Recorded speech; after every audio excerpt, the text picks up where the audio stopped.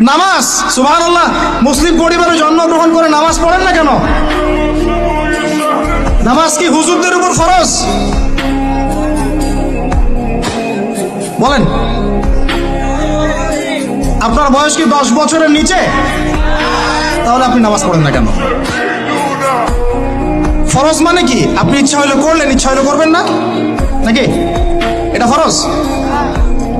ফরজ হয়তো বোঝেন, ফরজ কি? ওই যে প্রত্যেক রাতে যে মেয়ের সাথে খষ্টি নষ্টি না করলে আপনার ঘুম হয় না, ওইটা হচ্ছে ফরজ। স্কুলে কলেজে গিয়ে মেয়েদের সাথে অ্যাফেয়ার্স করা, ডেটিং করা, এই পাবজি খেলা, আমাদের সবার উপর এখন ইউটিউবিং, ফেসবুকিং ফরজ। ফরজ বোঝেন, এইভাবে বোঝেন, এগুলো হচ্ছে ফরজ আপনার উপরে। তো সালাত, হাইয়া আলা সালাত প্রত্যেক দিন আপনার কানে যায়, কেন সালাতে আসেন না? হাইয়া আলাল ফালাহ আপনার আমার কানে যায়, কেন সালাতে আসেন না? কখন সালাতে আসবেন? ছোট ভাইরা কখন সালাতে আসবেন? যখন আপনার বয়স হবে 50,